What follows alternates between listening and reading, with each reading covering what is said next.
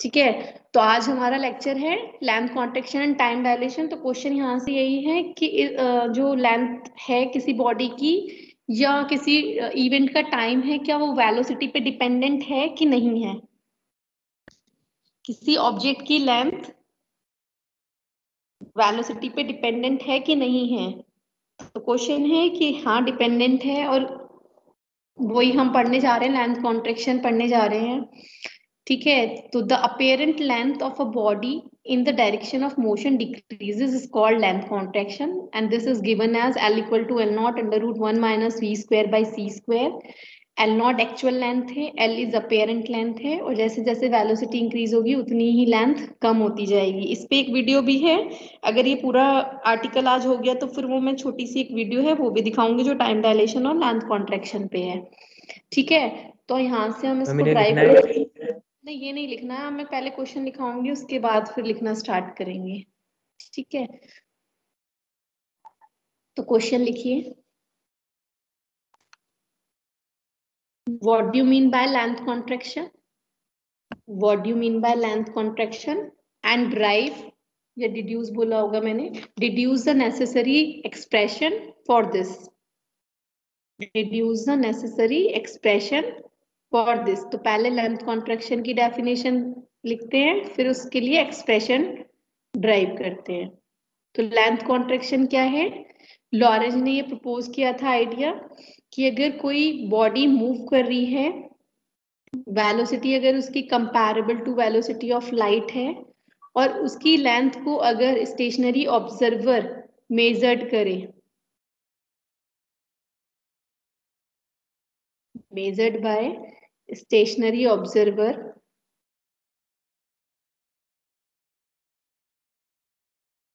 तो उसको उसकी लेंथ कम होती हुई दिखाई देती है।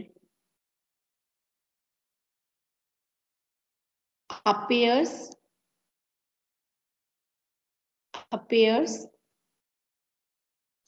टू बी कॉन्ट्रैक्टेड लिख सकते हैं या डिक्रीज लिख सकते हैं। To be contracted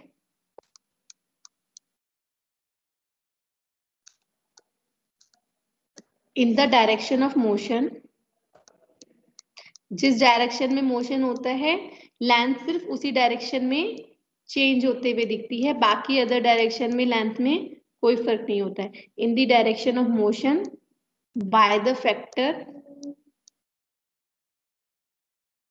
under root 1 minus v square upon c square, this phenomena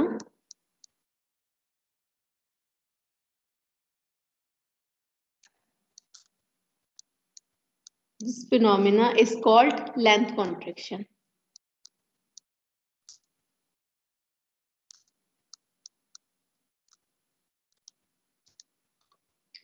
Lorentz proposed that the length of the moving body v is approximately equal to c, measured by a stationary observer, appears to be contracted in the direction of motion by the factor under root 1 minus v square by c square। This phenomena is called length contraction, that is L equal to L naught under root 1 minus v square upon c square. तो ये expression हमें drive करना है।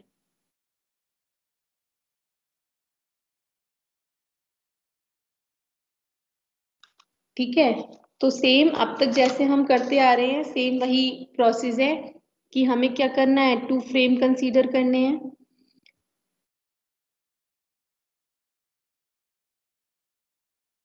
ठीक है, एक को rest में दिखाना है, एक फ्रेम को मूव करते हुए दिखाना है।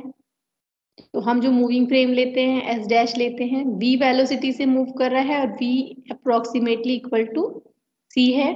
हमारे पास दो ही ऑब्जर्वर है o एंड o डैश, एक मूविंग फ्रेम के रिस्पेक्ट में है, एक स्टेशनरी फ्रेम में है। अब क्योंकि हमें लेंथ मेजर करनी है तो हमें एक रॉड चाहिए जिसकी हम लेंथ मेजर करेंगे। ठीक है, तो हमने एक रॉड ले ली जिसकी हमको लेंथ मेजर करनी है। जो हमारी रॉड है उसके कोऑर्डिनेट्स हम लेंगे, क्या करेंगे, लेंथ कैसे मेजर करते हैं, दोनों एंड पॉइंट्स के हमें कोऑर्डिनेट्स चाहिए होते हैं। तो इस साइड का जो कोऑर्डिनेट है वो है x2 x1 with respect to frame s, x2 dash x1 dash with respect to frame s dash. और हमने रॉड को क्या रखा है, एक्स एक्सिस के पैरेलल रखा है, जिस डायरेक्शन में मोशन हो रहा है उस डायरेक्शन के पैरेलल हमने इस रॉड को रखा है। अगर वाई डायरेक्शन में मोशन हो रहा होता तो वाई डायरेक्शन के पैरेलल रख देते, या फिर वाई डायरेक्शन वाले कोऑर्डिनेट लेते, क्योंकि हम तब हमारा जो कोऑर्डिनेट्स में चेंज होता किस डायरेक्शन में होता, लेंथ किस डायरेक्शन में चेंज होती, तब वाई डायरेक्शन में चेंज होती। अभी मैंने क्या किया है, रॉड को फ्रेम एस डैश में करके मैं ये डेरिवेशन कर रही हूँ। आप इसको घर पे प्रैक्टिस करिएगा, रॉड को फ्रेम एस में रख के फिर ये डेरिवेशन करिएगा, ठीक है। तो समझ लोगे तो कर पाओगे, नहीं समझोगे तो नहीं कर पाओगे। तो अब यहां तक पहले इसको लिख लेते हैं, फिर उसको आगे ड्राइव करना स्टार्ट करते हैं। तो सेम वही है कि consider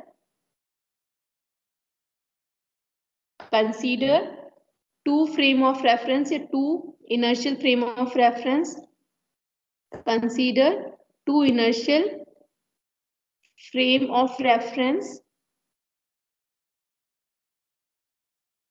consider two inertial frame of reference S and S dash।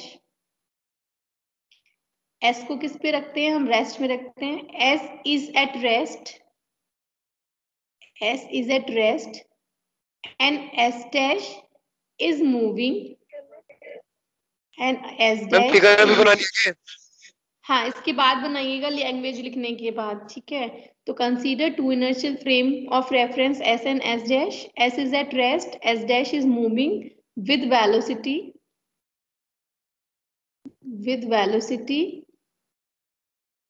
v comparable to velocity of light c, velocity v in positive x direction, in positive x direction, in positive x direction with respect to s। with respect to s। अब हमें क्या करना है, rod, क्योंकि length ले रहे हैं तो रॉड ले ली। कोई बॉडी का मास लेना होता तो ऐसी बॉडी ले लेते हैं जिसका मास लेना है। टाइम मेजर करेंगे तो क्लॉक ले लेंगे। तो जो भी हमें अब मेजर करना है उसके अकॉर्डिंग हम ऑब्जेक्ट को प्लेस कर लेंगे। अभी लेंथ चाहिए तो हमने एक रॉड ले ली। Let a rod placed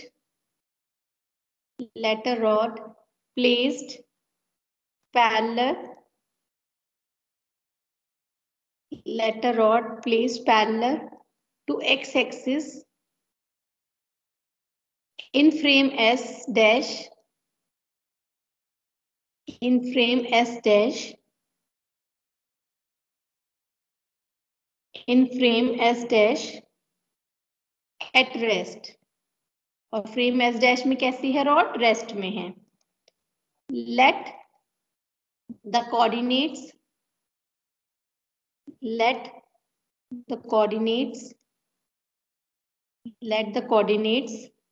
of end points let the coordinates of end points of rod x2, x1 and x2 dash, x1 dash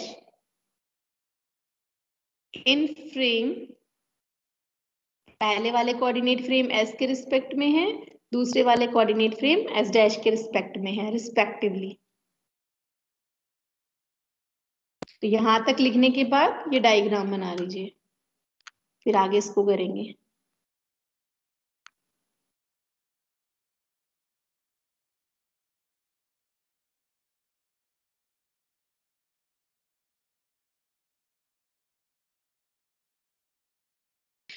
हमारी रॉड किस फ्रेम में रखी है, एस डैश फ्रेम में, और एस डैश फ्रेम मूव कर रहा है तो ये रॉड भी इसके साथ साथ मूव कर रही है, क्योंकि ये जो रॉड है इस फ्रेम के रिस्पेक्ट में रेस्ट में, ये रॉड मूव नहीं कर रही है। जो ऑब्जर्वर ओ डैश है वो भी फ्रेम एस डैश में है। तो ये जो ऑब्जर्वर ओ डैश है ये इस फ्रेम के रिस्पेक्ट में रेस्ट में है, क्योंकि जिस वेलोसिटी से ये हमारा रॉड मूव कर रहा है उसी वेलोसिटी से हमारा ये ऑब्जर्वर मूव कर रहा है। तो जब ये इसकी लेंथ को ऑब्जर्व करेगा या मेजर करेगा तो वो इसकी एक्चुअल लेंथ को मेजर करेगा। जिस फ्रेम में ऑब्जेक्ट रखा होता है, अगर ऑब्जर्वर भी उसी फ्रेम में होता है तो वो उसकी एक्चुअल लेंथ, रियल लेंथ या प्रॉपर लेंथ को मेजर करता है। मैंने 3 वर्ड लिए, या तो रियल लेंथ बोल सकते हैं, या एक्चुअल लेंथ बोल सकते हैं, या प्रॉपर लेंथ बोल सकते हैं। प्रॉपर का मतलब जो उसका सही वैल्यू है, ठीक है। तो जिस फ्रेम में ऑब्जेक्ट रखा होता है उसी फ्रेम में अगर ऑब्जर्वर मेजर करता है तो वो उसकी एक्चुअल या प्रॉपर वैल्यू को मेजर करता है। अगर लेंथ ले रहे हैं तो लेंथ करेगा, मास ले रहे हैं तो मास करेगा, टाइम है तो टाइम एक्चुअल करेगा। तो जिस फ्रेम में वो ऑब्जेक्ट है, अगर ऑब्जर्वर भी उसी फ्रेम में है, ठीक है। अगर ऑब्जर्वर दूसरे फ्रेम में है, जैसे यहाँ पर ऑब्जर्वर एस फ्रेम में है और जो हमारा ऑब्जेक्ट है वो एस डैश फ्रेम में रखा है, तो वो इसकी जो भी क्वांटिटी को ऑब्जर्व करेगा वो अपेरेंट करेगा, ऑब्जर्व्ड करेगा या नॉन प्रॉपर करेगा। इसकी जो भी वैल्यू को वो मेजर करेगा वो एक्चुअल नहीं होगी, वो या तो वो ऑब्जर्व कर रहा है जो इसको यहाँ से दिखाई दे रही है, या उसको जो समझ में आ रही है अपेरेंट हो रही है, या हम उसको नॉन प्रॉपर वर्ड यूज करते हैं, नॉन प्रॉपर लेंथ मेजर करेगा।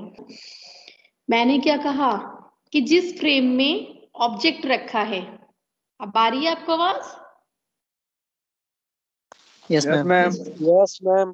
ठीक है। Yes ma'am. मैंने कहा कि जिस फ्रेम में ऑब्जेक्ट रखा है अगर ऑब्जर्वर भी उसी फ्रेम में है तो वो उसके रिस्पेक्ट में रेस्ट में होगा, चाहे वो मूविंग फ्रेम में हो चाहे वो स्टेशनरी फ्रेम में हो। जैसे हमने जो केस लिया, यहाँ पर हमने रॉड को फ्रेम एस डैश में रखा, तो एस डैश में ऑब्जेक्ट है, एस डैश में ही ऑब्जर्वर है, तो इसके लिए ये रेस्ट में है क्योंकि दोनों सेम वेलोसिटी से मूव कर रहे हैं। तो वो उसकी जो भी चीज को मेजर करेगा, जो भी वैल्यू मेजर करेगा वो एक्चुअल करेगा, रियल करेगा, या हम उसको बोलते हैं प्रॉपर करेगा। तो जैसे यहाँ पर लेंथ मेजर कर रहा है ये ऑब्जर्वर ओ डैश, तो वो उसकी रियल लेंथ ऑब्जर्व करेगा, यानी प्रॉपर लेंथ ऑब्जर्व करेगा। और लेंथ कैसे मेजर करते हैं?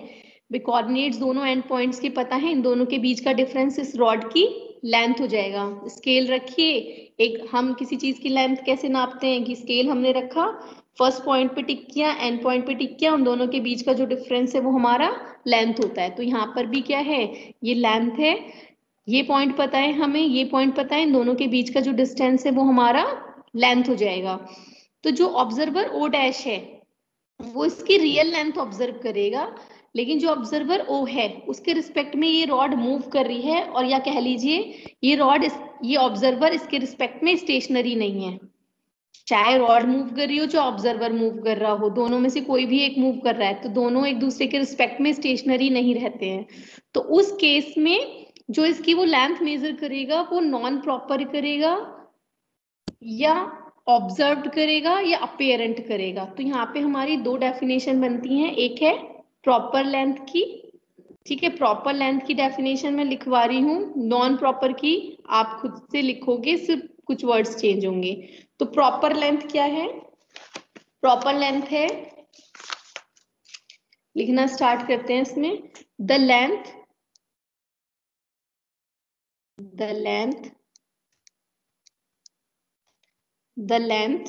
of rod, the length of rod measured by the length of rod measured by an observer, the length of rod measured by an observer who is stationary with respect to rod,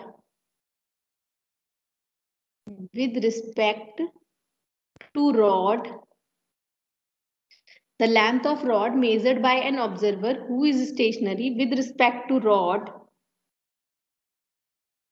is known as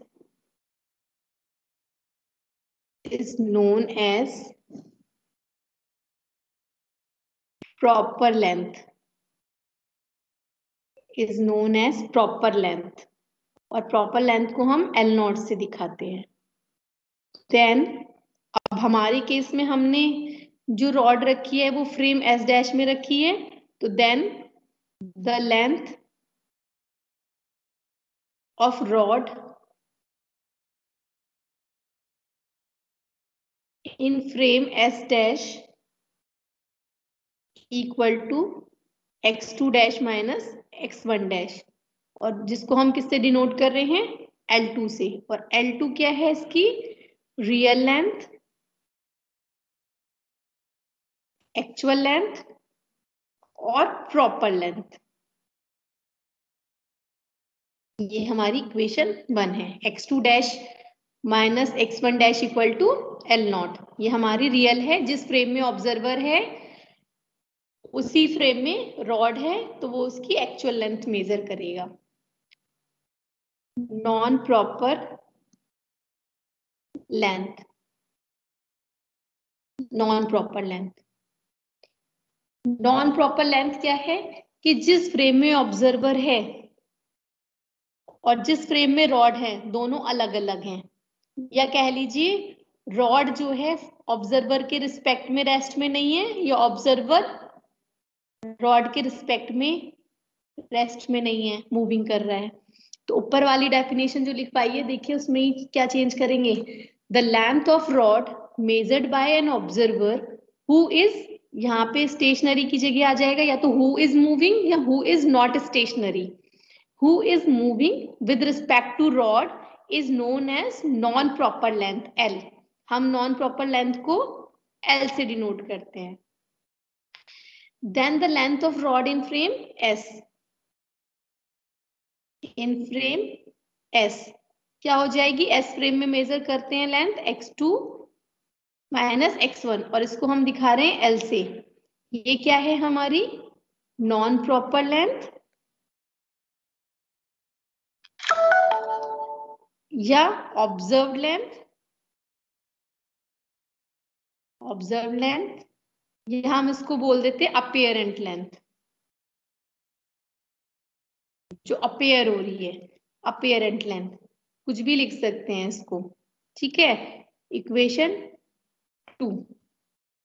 तो non proper की definition आप लिखोगे, the length of rod measured by an observer who is moving with respect to rod is known as proper length, non proper length L। Then the length of rod in frame S, x2 minus x1 equal to L। Non proper की definition. बस अब हमें क्या चाहिए, L और L0 में relation चाहिए। X direction acceleration नहीं होगा ना, एक्सेलरेशन नहीं होगा ना। नहीं, इनर्शियल फ्रेम है, इनर्शियल फ्रेम में एक्सेलरेशन नहीं होता है, ठीक है।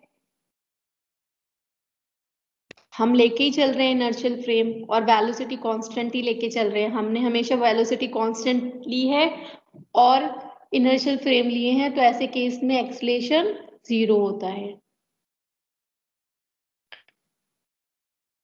तो क्या करना है, हमारे पास इक्वेशन 1 और 2 है, इन दोनों में हमें रिलेशन चाहिए L और L0 में। तो using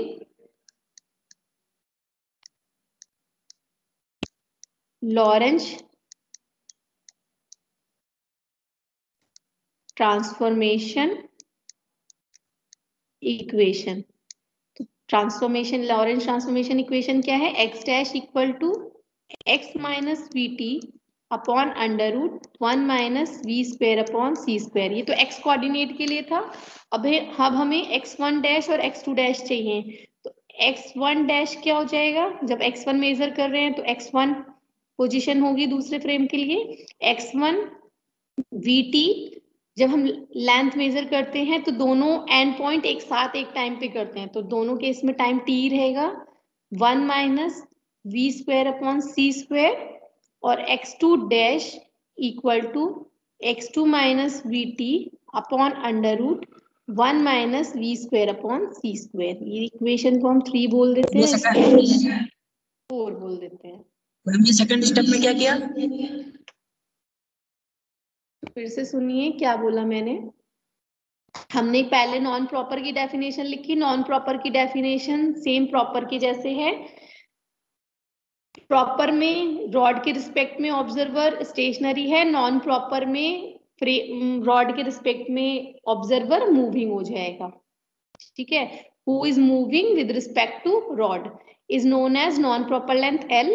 then the length of rod in frame S equal to x2 minus x1 equal to L, equation 2। अब हमने लॉरेंट ट्रांसफॉर्मेशन इक्वेशन यूज किया। लॉरेंट ट्रांसफॉर्मेशन इक्वेशन होता है x dash equal to x minus v t upon under root 1 minus v square by c square. ये तो हमने जब point लिया था उसके कोऑर्डिनेट के लिए। अब हमारे पास रॉड है तो हमारे पास दो पॉइंट हैं, दो एंड पॉइंट हैं, ठीक है। तो दोनों एंड पॉइंट के कोऑर्डिनेट्स लिखने पड़ेंगे। x1 डैश और x2 डैश की वैल्यू लिख दी। x1 डैश कितना हो जाएगा, x1 minus v t upon under root 1 minus v square by c square.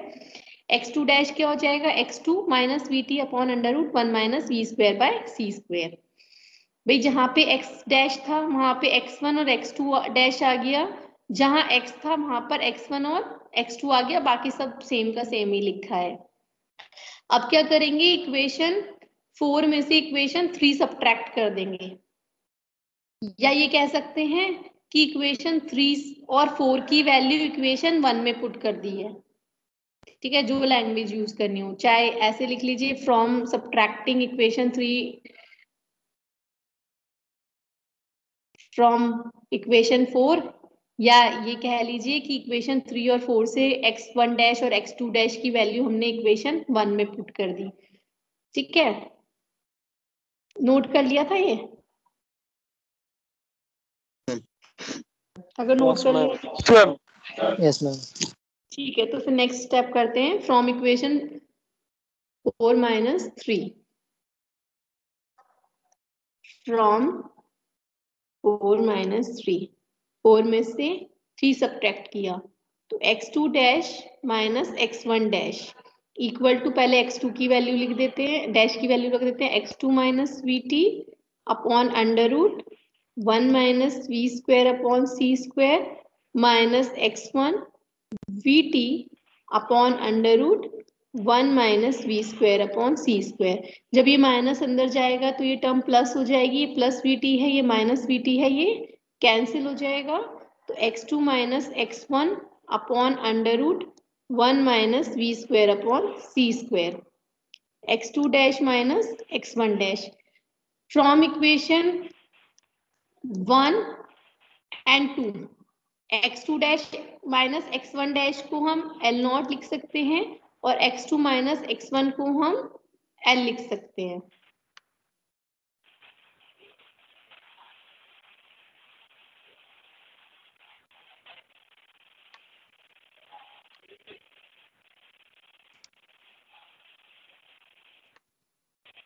Shubham mic on नहीं करा करें ऐसे बीच में।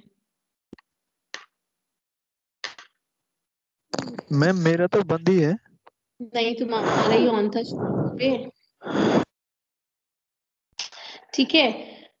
तो x2 dash minus x1 dash की अभी बंद किया है मैंने, वो x2 dash minus x1 dash की जगह L नॉट रखेंगे इक्वेशन 1 से, और x2 माइनस x1 की जगह हम L रखेंगे under root 1 minus v square upon c square, और हम इसको लिख सकते हैं L equal to L naught upon under root 1 minus v square upon c square, where L क्या है, नॉन प्रॉपर लेंथ है, L क्या है, प्रॉपर लेंथ है, और दोनों के बीच में जो रिलेशन है वो है L equal to L naught under root 1 minus v square upon c square. This is required expression for length contraction, and from this expression it is clear the length of rod is decreases by the factor under root 1 minus v square by c square in the direction of motion, है ना। ये लिखने के बाद लिखना start करेंगे, this is required expression, this is required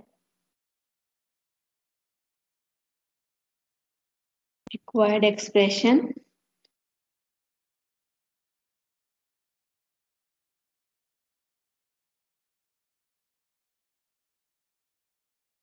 या thus the length of rod,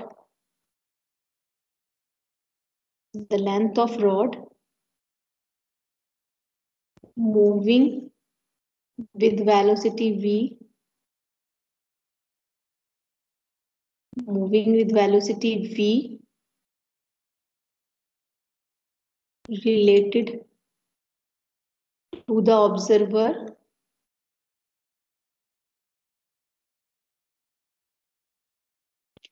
is decrease और कॉन्ट्रैक्ट। हाँ जी मैम इसकी लिखी पड़ी है। पता नहीं यहाँ से तो सही तो बाकी चल किसी रहा। बाकी सबको दिखाई दे रहा है। हमें सब दिख गया। ठीक है। Is contracted by factor. कई बार होता है नेटवर्क डिस्टर्ब होता है तो किसी के पास स्क्रीन नहीं पहुंचती है। अगर नहीं पहुंच रही है, सभी के पास नहीं हो, तो फिर मैं अपना नेटवर्क चेक करूंगी इसका। ठीक है, तो बता दीजिए, बता दे, है ना। Under root 1 minus v square upon c square in the direction of motion, in the direction of motion. लेकिन हम कह रहे हैं कि घट रहा है, क्या वाकई में घट रहा है? एल कम है कि एल नॉट कम है? आवाज कम। मुझे ये बताइए, इस एक्सप्रेशन, मैंने इस एक्सप्रेशन में लिख दिया कि हमारी लेंथ कम होती हुई दिखाई दे रही है by the factor under root 1 minus v square by c square. तो वाकई में कम हो रही है या मैंने ऐसे एल लिख घट दिया? रहा है, एल नॉट बढ़ रहा है। नहीं, एल नॉट तो जितना है उतना है, एल नॉट नहीं बढ़ रहा। वो एल नॉट तो एक्चुअल एल घट रहा लेंथ है। एल हाँ, एल घट रहा है। एल कैसे घट पता रहा लग रहा है है कि एल स्मॉल है कि एल नॉट स्मॉल है? कैसे पता लग रहा क्योंकि है? अंडर रूट के अंदर ये 1 से छोटी वैल्यू है। हाँ बिल्कुल ठीक। देखिए है क्या, अंडर रूट के अंदर जो वैल्यू है वो 1 minus v square upon c square है। तो under root 1 minus v square by c square जो वैल्यू होगी वो लेस देन 1 होगी। और लेस देन 1 क्वांटिटी का अगर हम किसी क्वांटिटी से मल्टीप्लाई करते हैं तो वो उस क्वांटिटी को और कम वैल्यू बना देता है। तो एल नॉट एक्चुअल लेंथ है, जब उसको हमने मल्टीप्लाई किया under root 1 minus v square by c square से, तो ये वैल्यू और कम हो गई, तो एल की जो वैल्यू है वो कम हो गई। इसलिए हम कह रहे हैं कि लेंथ कम होके दिखाई दे रही है। तो यहाँ पे हम 3 केसेस हैं, वो 3 केसेस सॉल्व कर लेते हैं। Case 1, if v is very very less than c, उस केस में क्या होगा मुझे बताइए। If case 2, v is approximately equal to c, और case 3, v is greater than और इक्वल टू c। चलिए 3 केसेस हैं और 3 केसेस के बारे में डिस्कस करते हैं। पहला केस है v is very very less than c, second है v is approximately equal to c, और थर्ड है v इज ग्रेटर देन और इक्वल टू c। तो फर्स्ट केस के बारे में कौन बताएगा? Ma'am v is much greater than, मतलब मच लेस देन c है, तो v की वैल्यू तो 0 हो जाएगी मैम। नहीं, जीरो थोड़ी हो रही है, जीरो नहीं हो रही है। Tending to L equal to L naught. Square by c square हाँ, नेग्लिजिबल तो हो जाएगा, 0 हो जाएगी। नेग्लिजिबल हो जाएगा ना मैम। हाँ, नेग्लेक्ट कर देंगे हाँ नेग्लिजिबल हो हाँ, जाएगा। वही तो उस मैं भी केस कह में रहा हूँ। क्या होगा, v square upon c square जो है less than, very very less than 1 हो जाएगा। तो उस केस में l equal to L naught. तो जो हम रियल लाइफ में ऑब्जर्व करते हैं कि the length of moving object और rod appears to be same as when it is at rest। तो दोनों केस में जो लेंथ है वो सेम है, ऑब्जर्व लेंथ भी और एक्चुअल लेंथ भी। सेकंड केस है v is approximately equal to c। Ma'am l equal to 0 हो जाएगा। मैम v की वैल्यू c के इक्वल हो जाएगी। इक्वल नहीं है, तो अप्रोक्सीमेटली इक्वल है ना। तो l तो इज उस equal to case L naught हो l जाएगा ना 0 हो मैम। जाएगा। उस केस में तब भी मैम वही रहेगा, l is less than L naught. क्यों? क्योंकि जो under root 1 minus v square upon c square की वैल्यू है वो लेस देन 1 हो जाएगी, 1 है ना। तो तब हमारा l is less 0 than L naught. नहीं, 0 नहीं होगा, वो नेक्स्ट वाले केस में होगा। ये अप्रोक्सीमेटली इक्वल और इक्वल में अंतर होता है।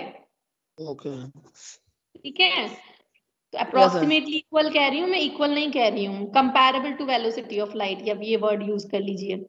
Then the length of rod moving या moving object appears to be less than the rod length when it is rest। जब वो रेस्ट में है उससे कम लेंथ दिखाई देगी। The length of moving object और rod appears to be less than the length when it is at rest। Last case है when v is greater than or equal to c। अगर equal है c के तो उस case में under root 1 minus v square upon c square की value 0 होगी। और अगर ये ग्रेटर है, हाँ अगर ये ग्रेटर है तो उस केस में इमेजिनरी होगा, क्योंकि माइनस में हो जाएगा और माइनस का अंडर रूट जो है इमेजिनरी होता है। ठीक है, तो मतलब या तो L 0 होगा या इमेजिनरी होगा, लेकिन किसी भी ऑब्जेक्ट की लेंथ ना तो 0 हो सकती है ना ही इमेजिनरी हो सकती है। तो हम कह सकते हैं मतलब ये इम्पॉसिबल है, hence no material body can ever attain the velocity of light, या ये बोल सकते हैं no material body can move equal to or greater than velocity of light। कोई भी material body से मतलब है जिसमें मास होता है, ठीक है, तो कोई भी material body velocity of light के इक्वल या उससे ग्रेटर वेलोसिटी को अटेन नहीं कर सकती है या उस पर नहीं चल सकती है।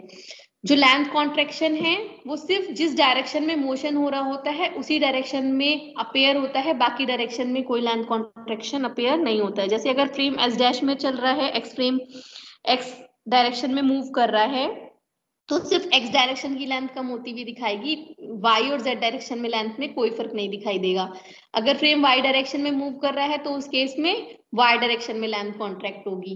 जेड में अगर फ्रेम मूव कर रहा है तो जेड डायरेक्शन में लेंथ कॉन्ट्रैक्ट होगी, और अगर तीनों डायरेक्शन में फ्रेम मूव कर रहा है तो उस केस में तीनों डायरेक्शन में लेंथ कॉन्ट्रैक्ट होगी, ठीक है। और जो लेंथ कॉन्ट्रैक्शन है ये रियल लाइफ में हम नहीं ऑब्जर्व कर पाते हैं, क्योंकि कोई भी material body velocity of light के अप्रोक्सीमेटली वेलोसिटी के इक्वल नहीं चलती है, बट ये रियल इफेक्ट है, ठीक है। अभी हम पे टाइम है, तो यहाँ तक कुछ पूछना है पूछ लीजिए, नहीं तो एक छोटी सी वीडियो है, फिर वो वीडियो देख लेते हैं। देखिए स्लाइड शो से दिखाएगा क्या। The closer a spaceship approaches the speed of light, the shorter it becomes.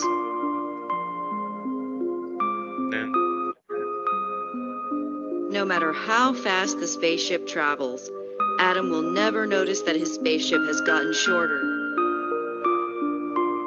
Everything inside the spaceship has gotten shorter by the exact same amount, including Adam himself and all his rulers.